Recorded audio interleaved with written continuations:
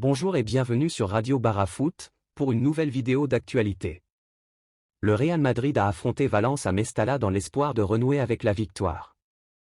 Cependant, les choses ne se sont pas déroulées comme prévu, et Valence a remporté le match 1-0 grâce à un but de Diego Lopez en première mi-temps. Cette défaite a été difficile à digérer pour les Merengues. Malheureusement, le résultat du match n'a pas été le principal sujet de discussion, car l'incident raciste impliquant Vinicius Junior a éclipsé le reste. Le joueur brésilien a été une fois de plus victime d'insultes racistes et a finalement été expulsé du match. Carlo Ancelotti a exprimé son mécontentement face à cet incident après le match, soulignant le besoin de lutter contre le racisme dans le football. Il a également demandé à l'arbitre d'arrêter le match lorsque de tels actes se produisent. Vinicius lui-même voulait quitter le terrain après avoir été confronté à ces insultes racistes, mais il a finalement décidé de continuer à jouer. Ancelotti a commenté cette décision, affirmant que Vinicius était la victime et non le coupable, et qu'il avait soutenu le joueur dans cette situation. Ce n'est malheureusement pas la première fois que Vinicius est confronté à des insultes racistes cette saison, principalement en Liga. Cette problématique met en évidence les problèmes persistants de la culture des supporters dans le football espagnol. La situation a même suscité des doutes quant à son avenir au sein du club madrilène, et selon ESPN Brasil, un départ a été évoqué dans l'entourage du joueur. Bien que profondément affecté par ces incidents, Vinicius n'a pas encore opté pour cette solution radicale. Il souhaite rester au Real Madrid et se battre contre le racisme en Espagne, comme l'indique le journaliste spécialiste des transferts Fabrizio Romano. Cependant, si de tels événements se reproduisent à l'avenir, l'hypothèse d'un transfert en dehors de l'Espagne pourrait être envisagée. Vinicius est déterminé à lutter contre le racisme, même s'il reconnaît la difficulté de la tâche.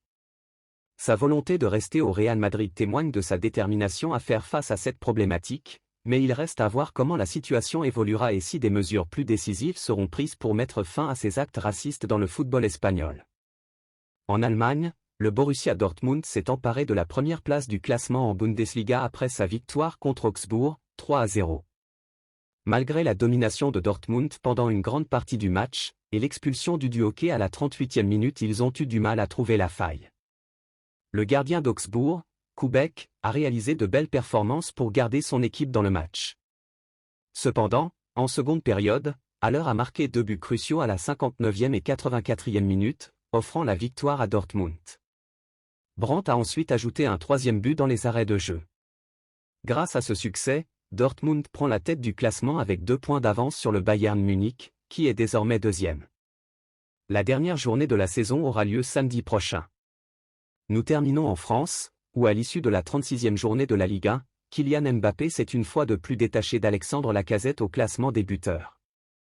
L'attaquant du Paris Saint-Germain a marqué un doublé lors du match contre Auxerre, 2-1, ce dimanche, portant son total à 28 buts. Lacazette, quant à lui, a marqué lors de la victoire de l'OL contre Monaco, 3-1, mais avec 26 buts, il devra redoubler d'efforts s'il veut rattraper son compatriote.